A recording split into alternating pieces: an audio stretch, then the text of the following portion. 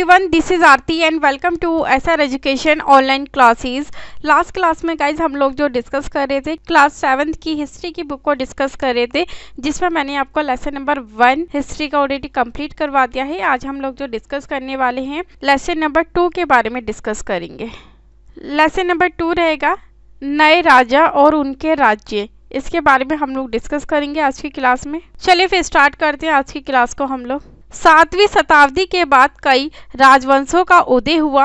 मानचित्र 1 में उपमहाद्वीप यानी कि भारत उपमहाद्वीप के विभिन्न हिस्सों में 7वीं से 12वीं शताब्दी के बीच शासन करने वाले प्रमुख राजवंशों को दिखलाया गया। यानी कि कब से 7वीं से लेके 12वीं शताब्दी तक के जितने भी राजवंश थे जिन्होंने शासन किया था उसके बारे में बताया गया। इसमें गुर्जर, प्रतिहार, राजकोट, पाल, चोल और चहामानो यानी कि जिन्हें चौहान भी कहा जाता था, चौहानों के स्थान का निर्धारण कीजिए। क्या आप आज के उन राज्यों की पहचान कर सकते हैं जिन पर उनका नियंत्रण था? देखते हैं मानचित्र को हम लोग। ये गुर्जर प्रतिहार वंश, कन्नौज, चहामान जिन्हें चौहान भी कहा जाता था, चंदेल, बनारस, पाल, ये हमारा दक्षिण भारत की तरफ चोल वंश है, चेर, पांड्यन, और ये बंगाल की खाड़ी है। बंगाल की खाड़ी कहाँ है? पूर्वी क्षेत्र में। और अरब सागर कहाँ है? पश्चिमी क्षेत्र में। चलिए आगे बढ़ते हैं हम लोग। नए राजवंशों का उदय। अब हम देखेंगे कि नए जो राजवंश थे उनका जो उदय या फिर उनका जो विकास था वो किस प्रकार से हुआ था।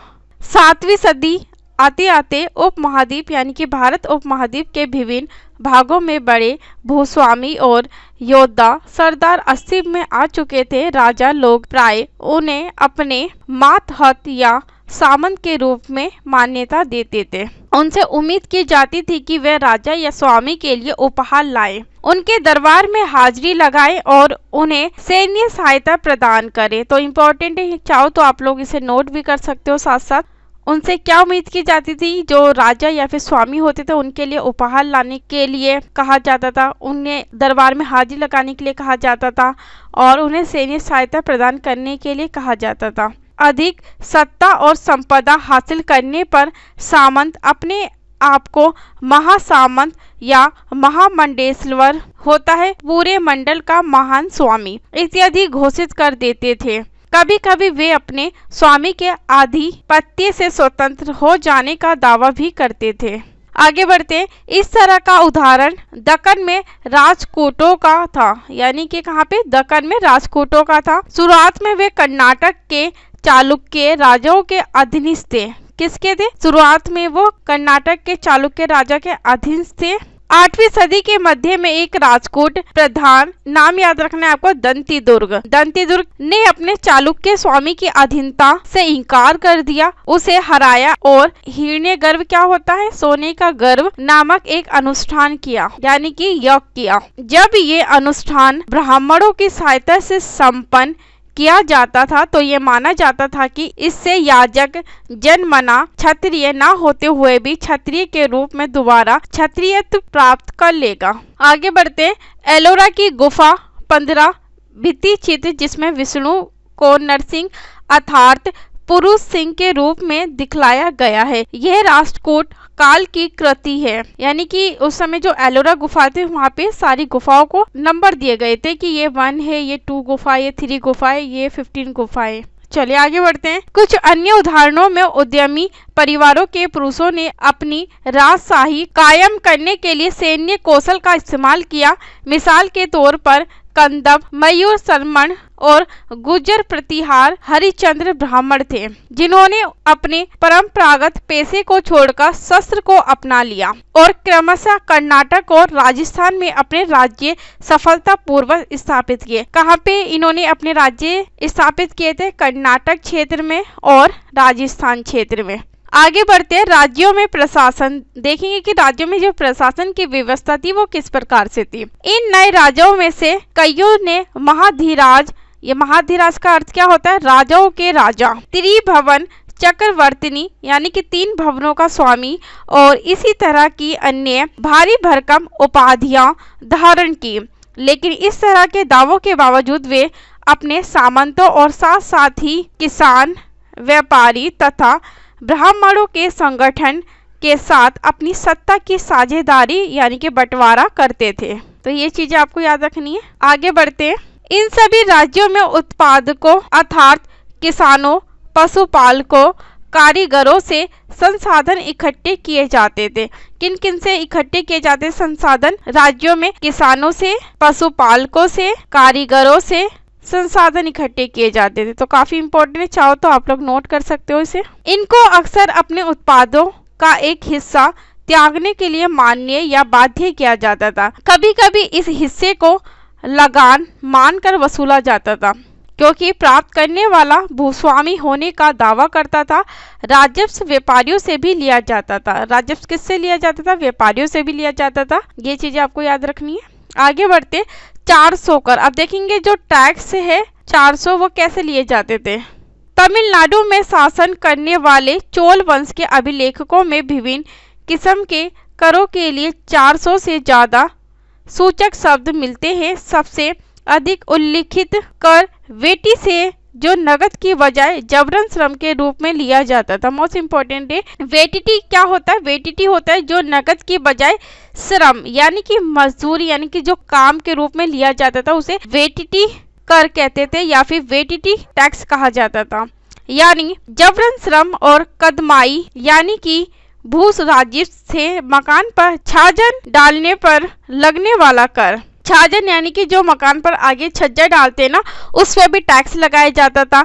खजूर या ताड़ के पेड़ पर चढ़ने के लिए सीढ़ी के इस्तेमाल पर लगने वाला कर यानी कि उस पर भी कर लगाया जाता था। पारिवारिक संपत्ति का उत्तराधिकारी हासिल करने के लिए लगने वाला कर या फिर टैक्स होता था, उस पर भी टैक्स लगाया जाता था।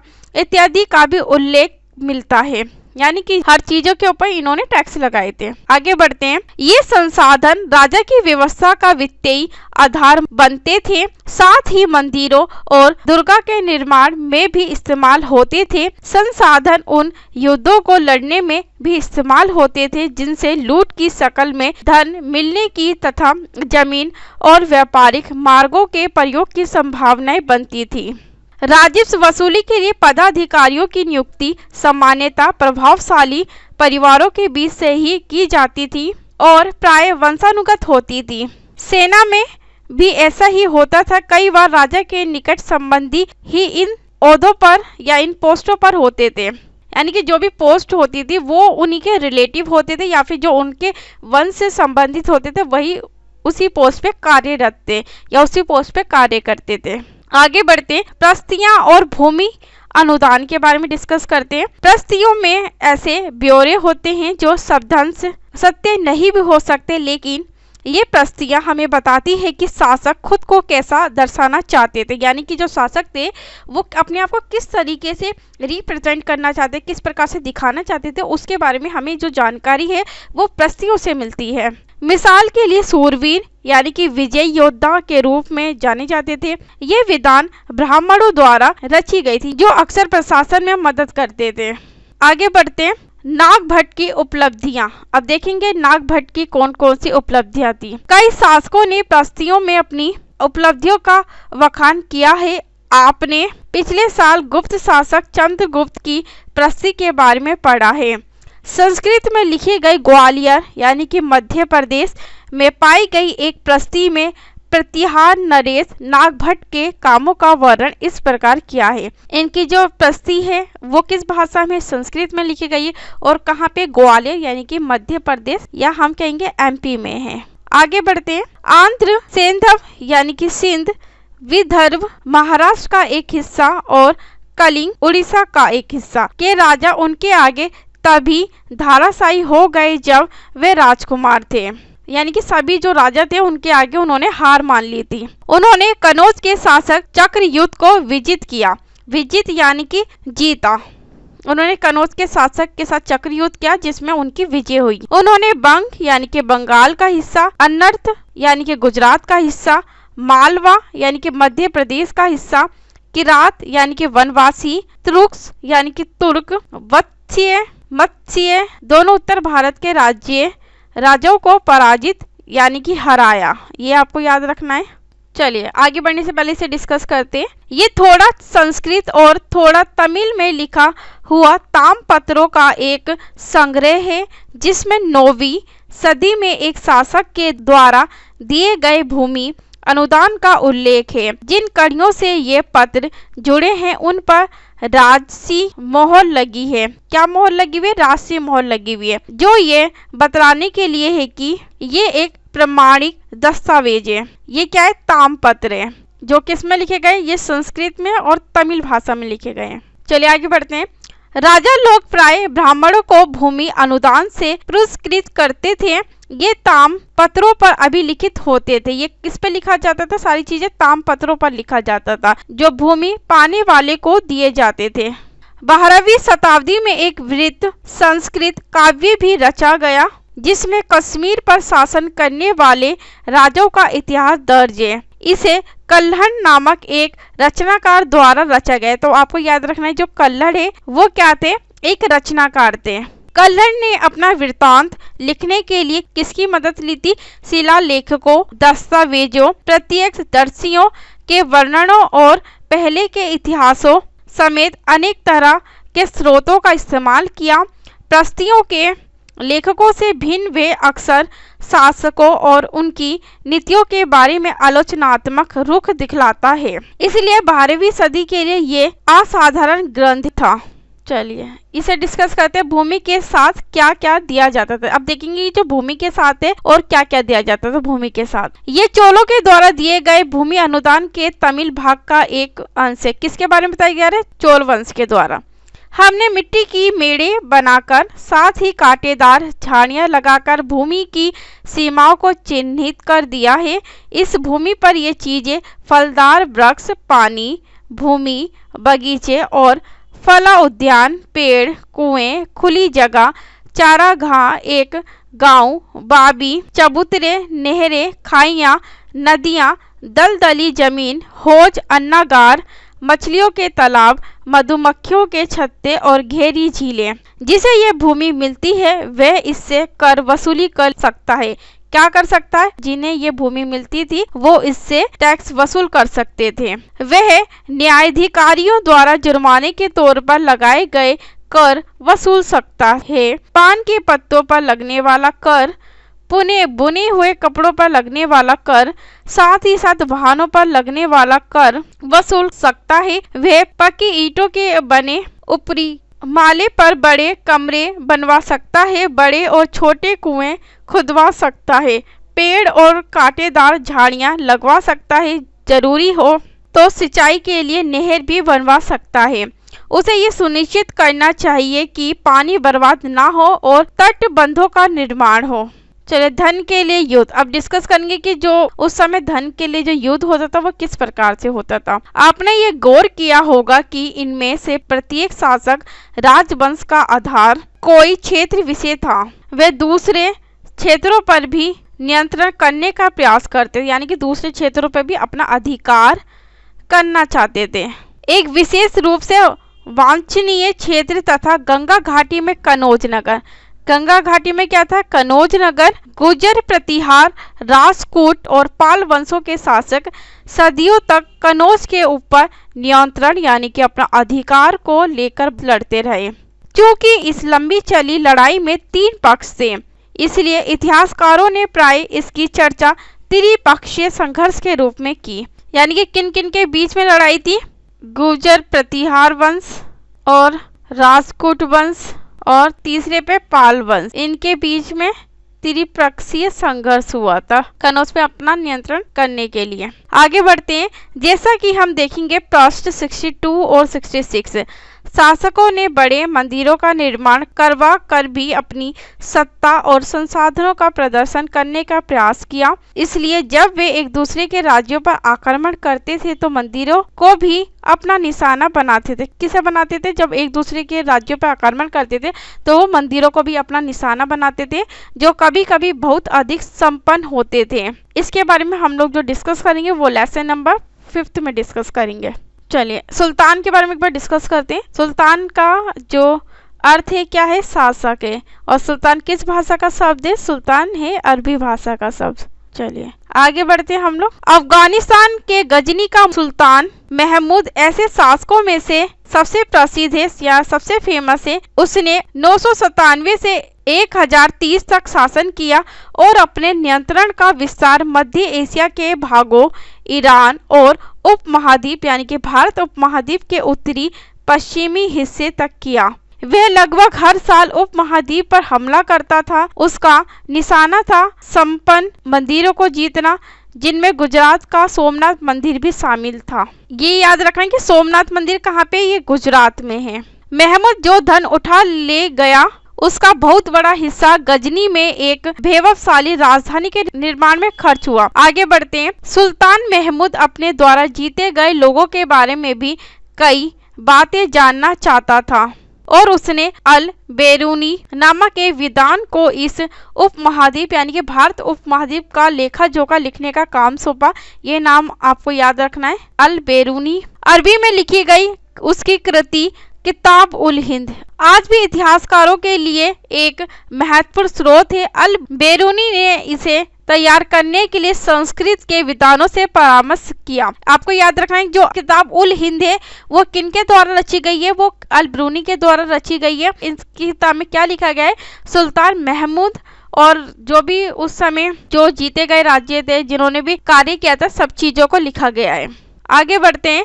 युद्ध करने वाले दूसरे राजाओं में चहामान यानी कि जो चौहान थे भी थे, जो बाद में चौहान के रूप में जाने गए। तो याद रखना पहले क्या थे, दूसरे राजा चहामान थे, जिन्हें बाद में चौहान के रूप में जाने लगे। वे दिल्ली और अजमेर के आसपास के क्षेत्र पर शासन करते थे। किस पे शासन करते थे, दिल्ली और अजमेर पे जो शासन करते थे वो चौहान वंश के लोग करते थे। उन्होंने पश्चिम और पूरब की ओर अपने नियंत्रण क्षेत्र का विस्तार करना चाहा, जहां उन्हें गुजरात के चालुक्यों और पश्चिमी उत्तर प्रदेश के गढ़ वालों से टक्कर लेनी पड़ी। चहामानों का सबसे प्रसिद्ध शासक था पृथ्वीराज तृतीय। याद रखना है, चहामानों यानी चौहान वंश का जो सबसे फेमस राजा था वो था पृथ्वीराज तृतीय, जो कब से कब था 1168 से लेके 1192 तक था, जिसने सुल्तान महमूद गोरी नामक अफगान शासक को 1191 में हराया, लेकिन दूसरे ही साल 1192 में उसके हाथों हारा गया। आपको याद रखना है कि जो तराइन का जो फर्स्ट युद्ध या फिर तराइन का प्रथम युद्ध हुआ था वो किनके बीच में हुआ था, वो पृथ्वीराज चौहान किस नंबर के थे, तीसरे नंबर के थे, और महमूद गोरी के बीच हुआ था। कब हुआ था, 1191 में हुआ था। इसमें कौन जीता था, इसमें पृथ्वीराज चौहान जीता था।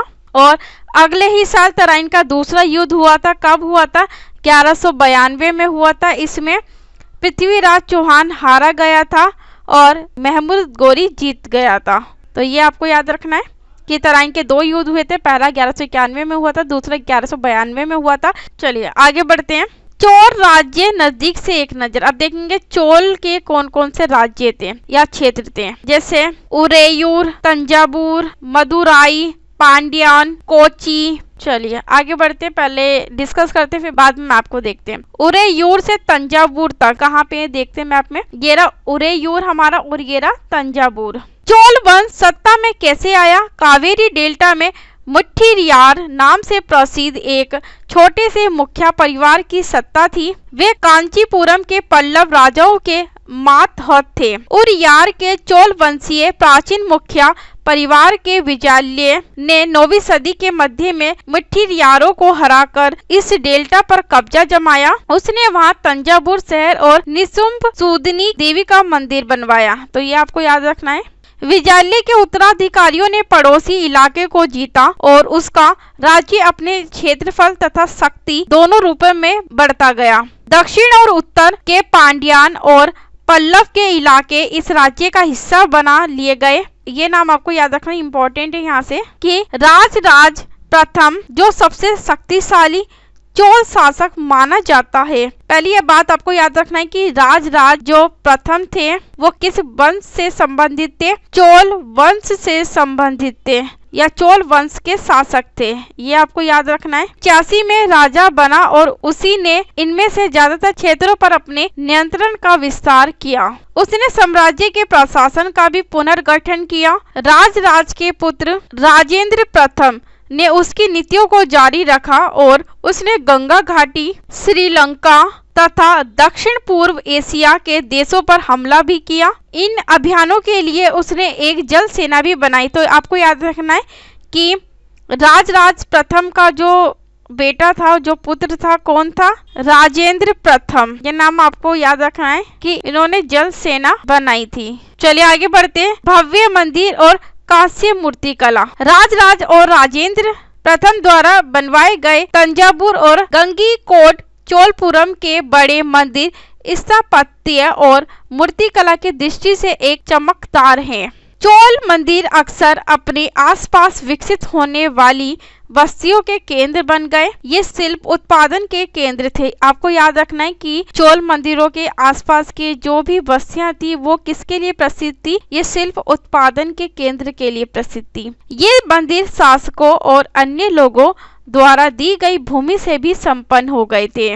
इस भूमि की उपज उन सारे विशेषज्ञों का निर्वाह करने में खर्च होती थी जो मंदिर के आसपास रहते और उसके लिए काम करते थे। किसके लिए? पुरोहित, मालाकार, बावर्ची, मेहतर, संगीतकार, नर्तक इत्यादि। दूसरे शब्दों में मंदिर सिर्फ पूजा आराधना के स्थान नहीं थे, वे आर्थिक, सामाजिक और सांस्कृतिक जीवन के केंद्र भी थे। इम्पोर्टेंट है, आपको याद रखना है कि जो मंदिर थे वो सिर्फ पूजा आराधना के लिए ही प्रसिद्ध नहीं थे, वो आर्थिक रूप से, सामाजिक रूप से और सांस्कृतिक रूप से जीवन के केंद्र भी थे। मंदिर के साथ जुड़े हुए शिल्पों में सबसे विशिष्ट था कांस्य प्रतिमाएं बनाने का काम। चोल कांस्य प्रतिमाएं संसार की सबसे उत्कृष्ट कांस्य प्रतिमाओं में गिनी जाती है। आपको याद रखना है कि चोल कांस्य प्रतिमाएं जो है वो संसार की सबसे उत्कृष्ट, सबसे अच्छी कांस्य प्रतिमाओं में या मूर्ति में गिनी जाती है। ज्यादातर प्रतिमाएं तो देवी देवताओं की होती थी, लेकिन कुछ प्रतिमाएं भक्तों की भी बनाई जाती थी।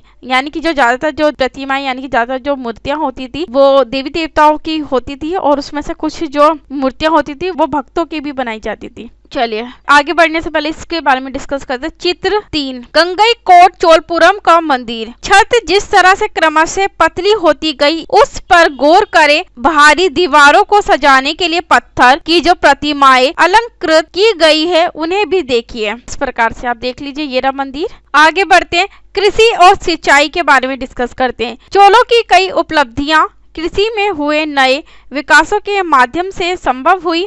मानचित्र 2 देखिए, गौर कीजिए कि कावेरी नदी बंगाल की खाड़ी में मिलने से पहले कई छोटी छोटी शाखाओं यानी कि पाठों में बढ़ जाती है। ये शाखाएं बार बार पानी उलीचती है, जिससे किनारों पर उपजाऊ मिट्टी जमा होती रहती है। शाखाओं का पानी कृषि विशेषतः चावल की खेती के लिए आवश्यक आर्द्रता भी मुहैया या फिर मदद कराता है। हालांकि तमिलनाडु के दूसरे हिस्सों में कृषि पहले ही विकसित हो चुकी थी, पर 5वीं या 6वीं सदी में आकर ही इस इलाके में बड़े पैमाने पर खेती शुरू हो गई थी। कुछ इलाकों में जंगलों को साफ किया जाना था और कुछ दूसरे इलाकों में जमीन को समतल किया जाना था। डेल्टा क्षेत्रों में बाढ़ को रोकने के लिए तटबंध बनाए जाने थे और पानी को खेतों तक ले जाने के लिए नहरों का निर्माण होना था। कई क्षेत्रों में एक साल में 2 फसलें उगाई जाती थी, यानी कि कई जगहों पे एक साल में 2 फसलें उगाई जाती थी। कई जगहों पर फसलों की सिंचाई कृत्रिम रूप से करना जरूरी था। सिंचाई के लिए कई पद्धतियां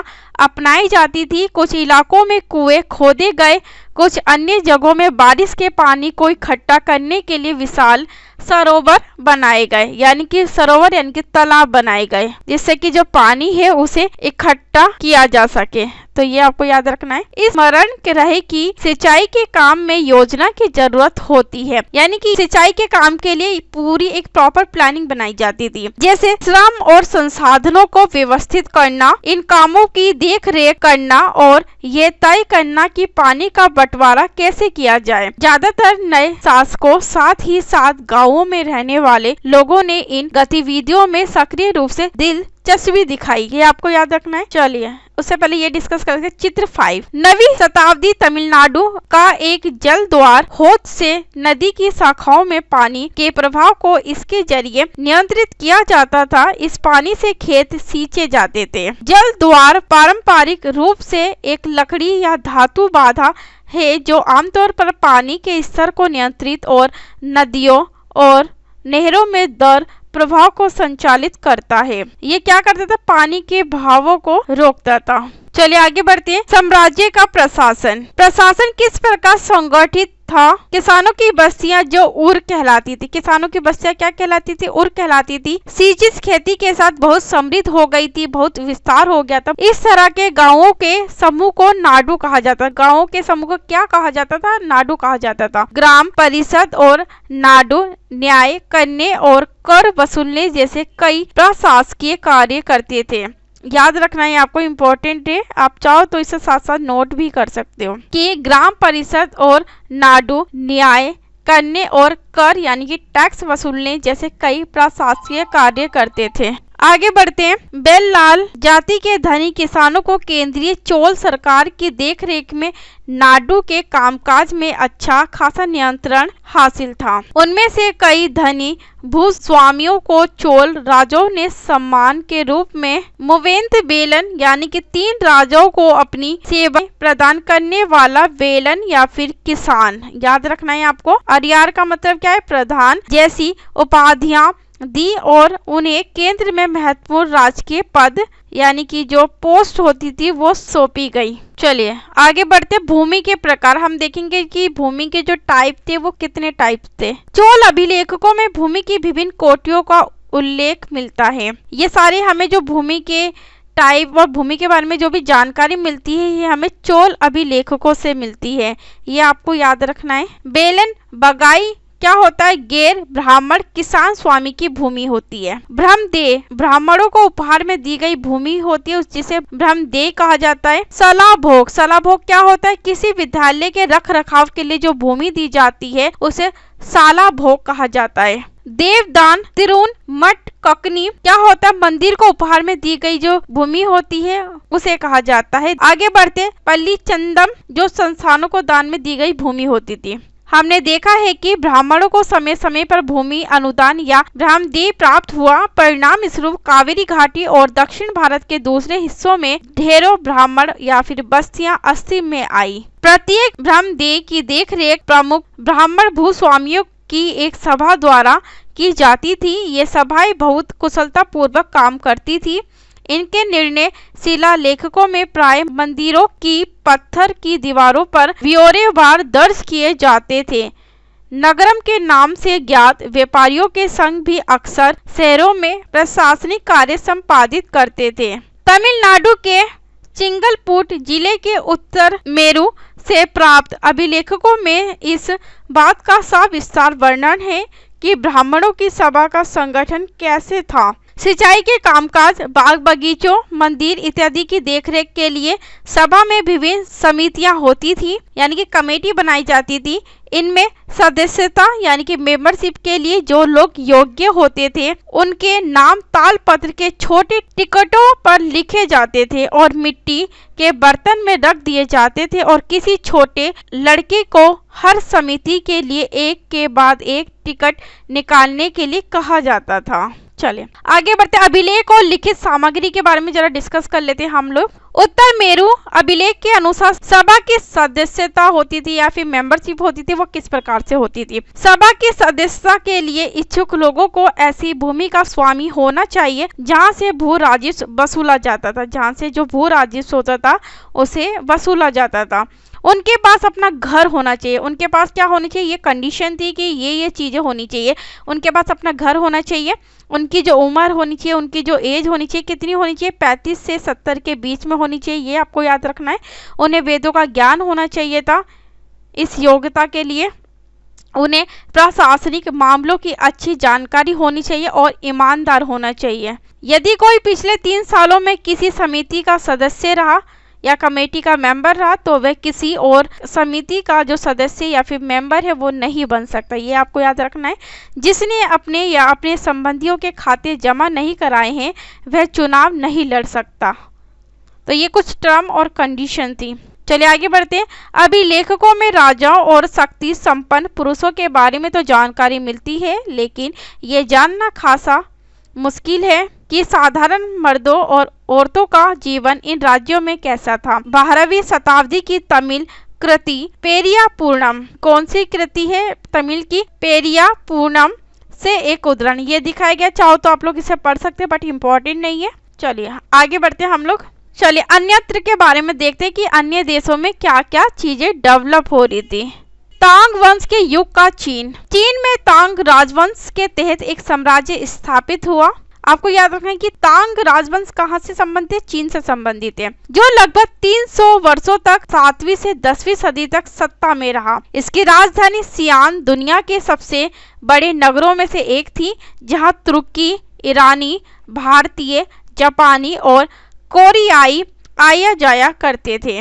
तांग साम्राज्य परीक्षा के माध्यम से नियुक्त की गई नौकरशाही द्वारा प्रशासित होता था, यानी कि एग्जाम लिए जाते थे तांग साम्राज्य के लिए जो भी नियुक्ति होती थी।